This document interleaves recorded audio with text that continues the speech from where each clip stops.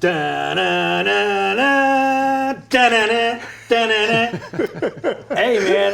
That's our own ESPN noise or something? Yeah. Copyright on that, you know that. Well, man, I used to hear that a lot when I'd make a diving play or diving catch. The guys on the bench would go, da-na-na, da-na-na. So that was kind of fun. But we're talking a little bit of sports today with regard to our guest, and he's an expert in training some of the best athletes that we see in the area. And so I know him from my visit over to his kids' baseball team and the Bob Emig Foundation and a lot of cool stuff. So tell everybody who's on the show with us today. Well, I think it's interesting, really, because you having your sports background and your own trajectory of through your maybe Major League Baseball trajectory at one point before you got hit and you were in that coma. And I know all things baseball. You got your shirt on, best fan in baseball for St. Louis Cardinals, and we played that piece in here before. And so I guess everybody you touch, we've had so many people in here. Anthony Bonner, Stan Musial's grandkid the other day, and just everything. Kerry Robinson, everything sports, you have something to do with it. And I think today's guest, Dr. Kris McClusky, am I saying that right? That's correct, thank you. In fact, you got your own name enshrined in a website, drkrismcclusky.com, is that right? That's the place to be. And you are not only a bona fide chiropractor with training out of Logan and Chesterfield, Missouri, if I'm not mistaken, you're the Director of Sports and Medicine at Next Level Performance Institute over in Illinois. Correct. Massive 35,000 square foot facility. Is that connected to that same Next Level Performance? So no, Performance? that's actually our Extreme Baseball Softball Club training facility. Okay. Which we started, when my son was 8, he's 15 now. We have by far the largest baseball club in the area, and so that's that facility. Next Level is up in Edwardsville, Illinois, just outside of the SIU baseball field, actually. And what I was trying to say is it's interesting that all the different places that sports kind of brings and pulls people together, and then the servicing that you don't think about when you watch the Major League Baseball players or the NFL players, and preventative, which is what I think is maybe you want to talk a little bit about, where I think a lot of chiropractic, and I'm not one, the mental thing about chiropractic is the preventative maintenance aspect of keeping the body in shape, in tune, and aligned, and being preventative in that way. And I guess that's what your position is, Director of Sports Medicine, is in keeping people's injuries at a minimum, helping people come out of injuries. Am I doing a decent job summarizing? Yeah, absolutely. My mission as a doctor is to help as many people live as high quality of life for as long as possible without the use of drugs and surgery, so athletes included. So when it comes to athletes, we do a couple things for them. We help them maximize their performance, right? So in the athletic world, sometimes fraction of percentages of difference in metrics, whether it be speed or strength or a certain time or a lift or something like that, could mean their career or millions of dollars. So we like to help them maximize performance, which we do an excellent job of. The proof's in the pudding over the years. We've been blessed to work with some incredible athletes who've done some great things, but also to help minimize and prevent injury, or once they're injured, we want to help them recover from the injury and return to play as quickly as possible. And how do you get preventative? I always think of like stretching, and nobody wants to do that. How do you take, because you said you started this 35,000 square foot facility, or the genesis of it kind of came around your 8-year-old son who was playing baseball or a sport. Correct. How do you get 9 or 12 or 16-year-olds to slow down and say, I don't want to get injured, because youth is the utmost confidence in the first place, right? So how do you penetrate and get someone to think about preventative care? Well, you start early, right? It's all about how we raise our kids. Dr. Bruce Lipton, the godfather of epigenetics, talks about that, what a kid's exposed to from basically birth until about 6 years old is really going to set the trajectory for the rest of their life. So the key is for a teenager is, what did we do for them when they were toddlers and babies? We actually have my office in Collinsville is one of the busiest pediatric offices in the world. We take care of a ton of babies and toddlers and kids, keep their nerve system open, keep their structure moving properly, teach them how to eat, right? And so if you do that early in life, now all of a sudden the job becomes a lot easier down the road. That makes sense. Yeah, that's why I say that there's so much we're learning with regard to the science and just the understanding of the body. You've really got two different sides of that. You've got people that are saying let's give them some kind of a pill or treatment or some kind of medicine, or the other stuff says, hey, the body's got this stuff built into it. If you just manage it correctly, let it take care of itself, and develop it. It's perfect. I talk about that every day. We call that a therapeutic approach, is what you described as treat the symptom. Right. And a functional approach is paying attention to how the human body's functioning and supporting the function. Sometimes you have to have some therapeutic approaches based on, I had one of the best basketball players ever to come out of Southern Illinois, certainly the best in Collinsville, blew his ACL last year going into college. So we needed to do some therapeutic approaches, right? We needed to rebuild it. So I sent him to one of the top surgeons in the area, and he did the surgery, and then we sent him to physical therapy for rehab. See, those are therapeutic approaches. Who was the surgeon, Brophy? Dr. Carr. Carr, okay. But at the end of the day, I'm looking out for the athlete head to toe, and we're maximizing his function so that he can recover from those therapies as quickly as he possibly can. And lo and behold, he's bigger and stronger and jumps higher now than he did before his blowout. How often do you see kids that just they don't realize the athletic ability, the true physical strength or skills that they may have because nobody ever showed them how their body can. I feel like the advantage I had is I had a dad who took me out and just hit me hundreds of ground balls, thousands of ground balls in the backyard, fly balls in the backyard, and that allowed me the benefit of figuring out how to catch a ball and how to dive, how to fall, how to roll, how to track and do all that stuff. Where tons of kids these days, they just don't seem to be as active. They're stuck in front of a computer or a video game. And how do you combat? And where's that playing? Is that well, you build a 35,000 square foot indoor facility, and you take them down there and drop them off. But no, seriously, we would ride our bicycle to the park and play ball, and kids don't do that anymore. Right. So it's all about providing them opportunities. And then we also do a lot to give back to those kids who just don't have that opportunity, right? So I actually helped train and coach the East St. Louis high school baseball team last year because they didn't have a place to go. So we opened our doors, brought them in, worked with them, and maybe helped give some of those kids a chance too. What high school was that? East St. Louis. East St. Louis. And so they practice right there on the field, giving them those resources. And, how many kids came out of there that would have never had the exposure prior, and now they have that opportunity. Right. What about I think I don't know if you call it the elephant in the room, 5,000-pound gorilla, like the parents, right? I mean, I know you were talking to a lot of youth from college down to high school, maybe even lower. You said 8-year-old when your kid was playing. And there's a lot of these now. These select leagues are starting at 8, 9, 10, 11 years old. So these parents go freaking crazy, right? My kid's on the mound every day. You're like, no, 60 pitches is cool for a 9-year-old. And you're like, no, it's not. And he throws 100 at home. You're like, yesterday? And they're going to blow their own kid out. They're going to ruin their mental fatigue on the game. I mean, do you, I know you're director of sports medicine, maybe you're not on the field for every pitch, maybe you are. Are these parents like your biggest, what do you call it, Achilles heel, or your biggest managing the parent instead of the kid? Or it's funny you say that. That's why we started the baseball program. Oh, okay. So Cole played Corey League in Maryville, right? And we finished, it was in July, I think, and baseball season was over. And a couple days later, my phone started ringing.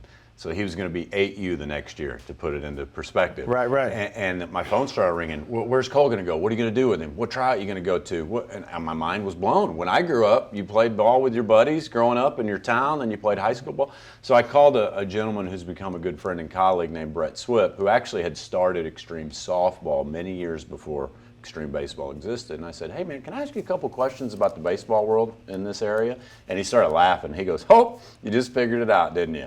And so he explained to me that there are all these select teams, all the parents are jockeying for position. Right. You're trying out a year ahead of time. The fees are, high. And I thought, man. I thought for about 10 seconds, and I said, Brett, how you feel about starting a baseball program? I don't want to do that. I don't want to put my kid through that. So that's where extreme baseball started in Collinsville. And thank goodness my boy and his buddies from school have had a chance to play together, and we have some kids from surrounding towns. We started with one team. Now at his age group at 15U, we have 4 teams. So we've just provided a place and a home for kids and parents where they don't have to feel like they're in the rat race. And no matter what level they're playing at, there's a team that would fit their needs. And it's just been a real blessing. It's been a great run. So even if you have 14U teams, there might be I don't know, a white and a red and a blue, and Yeah, you kind of feed the blue with the white and the red. So we're developmental 8 through 13, a lot of parent coaches, things like that. 14 to 18, we have all professional, full-time coaches. That's when we start what we call our elite program. So like at 15, we have an elite national team, elite Midwest, straight up elite, which plays more like local competition, and then we have what's called a futures team, which are you guys that are just more having fun. My son Cole, he loves the game, he works hard, and he's actually on the national team, so we're traveling the country with these guys. Actually, he's playing in a showcase right now. They just finished up out at CarShield. That he's done pretty well and is getting to that level. Is there a decision for him to make? Division I baseball or getting drafted out of high school? So what level that is he usually happens about the 16 to 17 U age group. At 15, you start getting your name in notebooks. So, like I tell he and my wife, we don't take every day one step at a time. It's a blessing. He's done well. We're proud of him. And we'll just see what happens. But right now, we're having a ton of fun. He's playing the game at a super high level. He was on the mound yesterday for the first time this year. And I see 9 batters faced. He struck out 6. He did. He did. You're striking out 2/3 of your He had a good outing. He didn't have any walks. He's at CarShield Field today? Yeah, they just got done at CarShield, and then when we finish here, I'm going to scoot back over to SIU for his next game today. Yeah.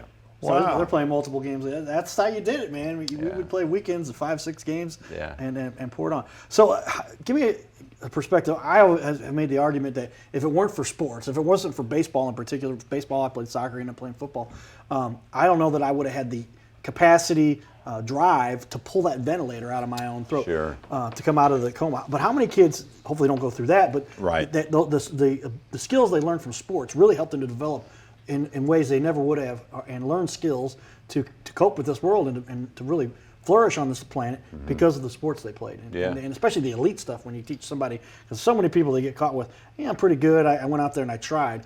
Well, when you're one of the best out of the top 10, top 5, top 2%, now you're talking. Right. Well, and you're right, but the reality is most aren't, right? So if you look at the numbers of, what is it, I think 7% of varsity players play collegiate level ball. So that's a tiny percentage. So you're right. I think the most valuable part of sports, aside from just getting out and letting you be a kid and have some fun, is the lessons it teaches failure, especially baseball, right? Baseball is unique because it's a game of failure. Yeah. It's the only game you can fail 2/3 of the time and be one of the best in the country, right? Right. I think it teaches you how to win. It teaches you how to lose. It pushes you to your limits physically. It pushes you to your limits mentally. And I think we need more of that. I mean, like, newsflash, guys, kids are not getting tougher as a group, right? It doesn't seem like it. They're getting a little softer. You drive around sometimes in some different, geographic areas and different demographics, and you'll see, people who maybe don't have 5 Xboxes in their house who do make it outside on a big wheel and stuff, and you wonder, kind of where the spectrum of acceptability is and stuff. But for sports now, whereas it used to be you get together, at a corner of your apartment complex. Right.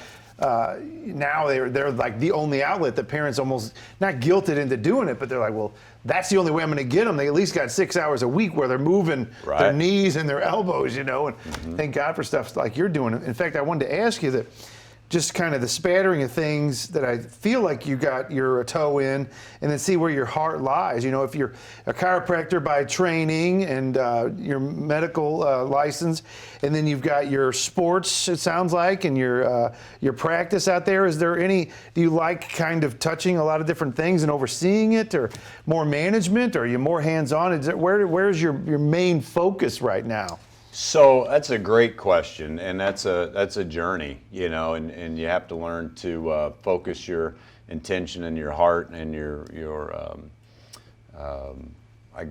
actions. You have to be very direct with where you want to send them. Otherwise, you can get like a hamster in a cage pretty quickly. Right. So I love to see patients. We operate one of the busiest offices in the world. I might see 90 to 110 patients a day. I mean, we rock and roll there. So that's really my heart. Wow.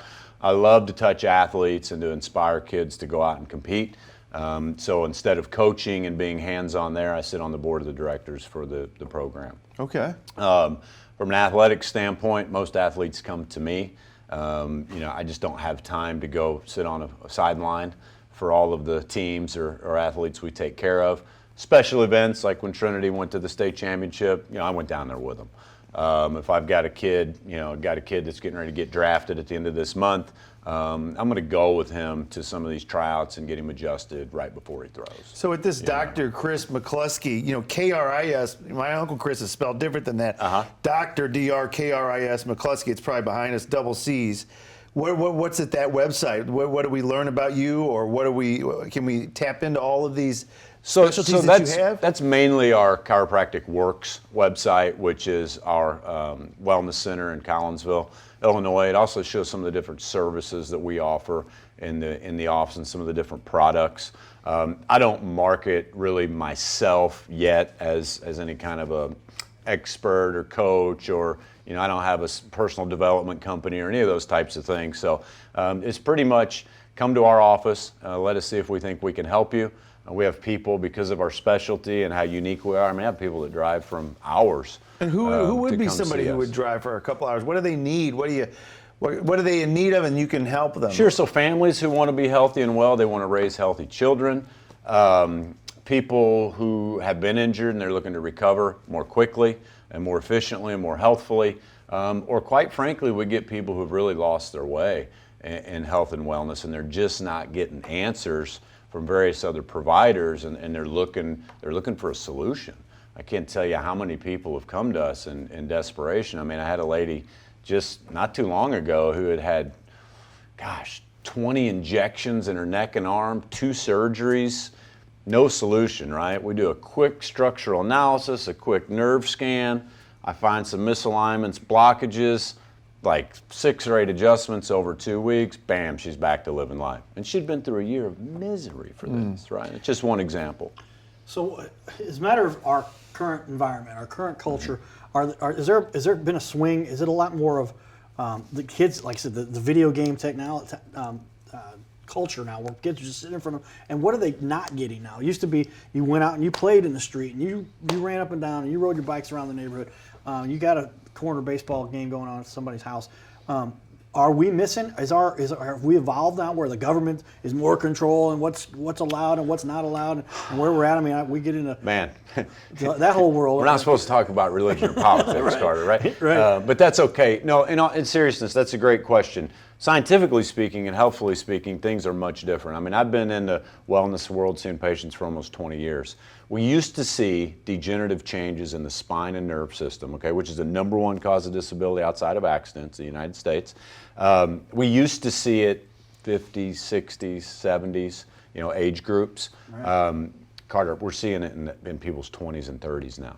Degenerative spines. We're wrecking our spines with technology, and it's 100% preventable. That's the good news, right? So we need to pay attention to our nerve system and our structure, and then we talk a lot about nutrition as well. So yes, more wear and tear for kids, more problems showing up earlier, but most of them are preventable. So here I am, driving like crazy over here on a Friday afternoon to try to reach more people. We got to get the message out. And I'm reading between the lines. I'm sure this is overly simplified, but I like that question because, everybody can go off on the person. Like my brother does a stream and he has followers and that kind of stuff. He's 27 now. But I wonder, like, I have a motorcycle, and I remember growing up, all of our motorcycles, my dad would leave them, and then we'd go to get them out, and they wouldn't run because the carburetor would be all gummed up or whatever. So I run mine about every 2 days, even if I don't ride anywhere, right around the neighborhood. It keeps it ready to roll when I need it. And I wonder, is it that just the analogy to someone sitting still at an office desk, at a gamer's desk, and the body's lack of use, just it's not being pulled and contorted, so it's just like, well, why do I need to be any better? Is it that simple? Or bingo.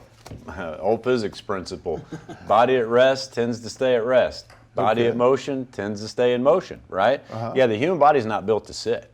It's built to stand, it's built to walk, it's built to lay down. So when we're sitting, even if you look at the OSHA stats or statistics, people who sit at a desk for careers have the most health problems.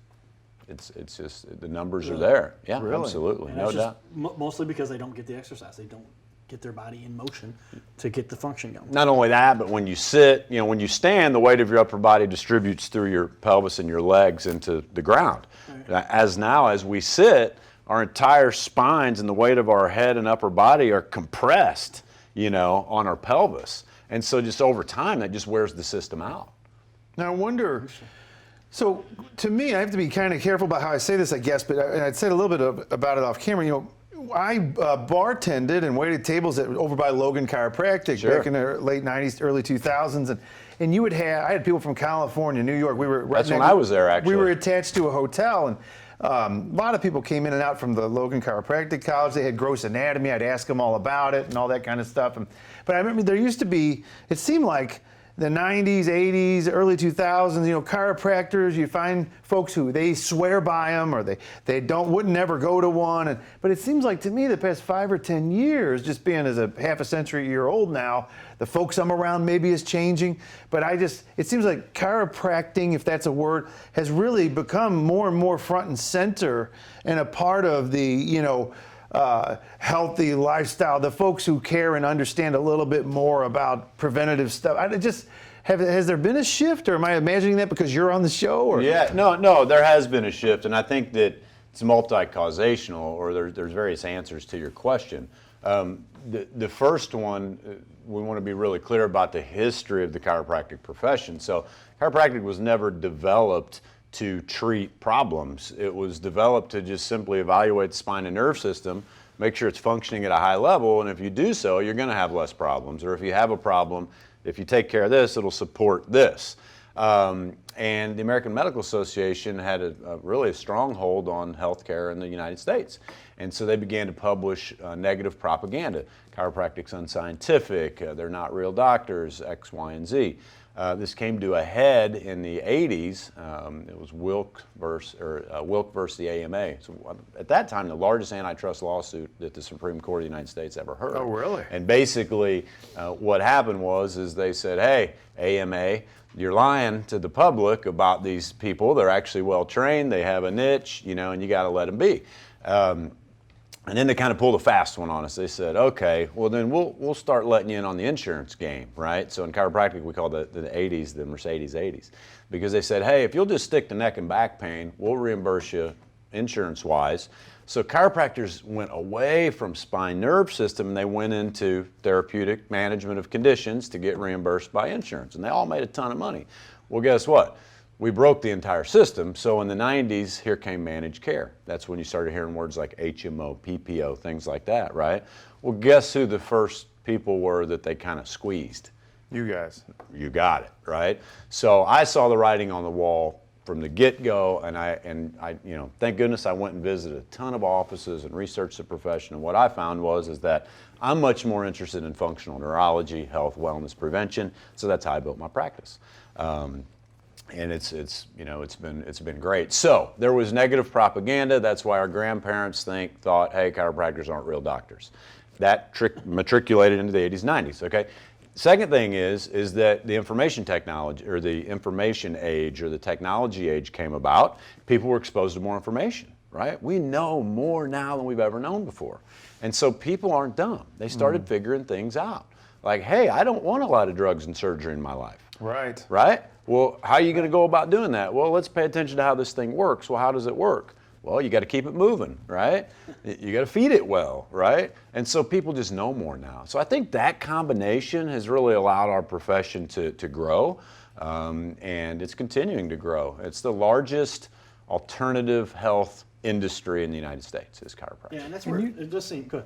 You talk a lot about the, you know, spine and nerve. You know, we all have some, you know, base awareness of that from, you know, anatomy or something that we took in high school or college. But I want, you know, probably for most kids, and I don't even know if they do this anymore, you know, their biggest brush with spinal interest is, you know, when they bend over in PE class and they check for scoliosis or something. Is that, is these kids that you're dealing with, and the 10-year-olds and 15-year-olds, do they come along for the wellness ride? And do you have to, is there a learning curve for them and their parents to, you know what I mean, to share this wealth of knowledge you have? Or? There is. And you're right. A lot of what we do is teaching and educating. Now, I will tell you this, you know, 10, 15 years ago, nobody came into our office educated. They had no clue.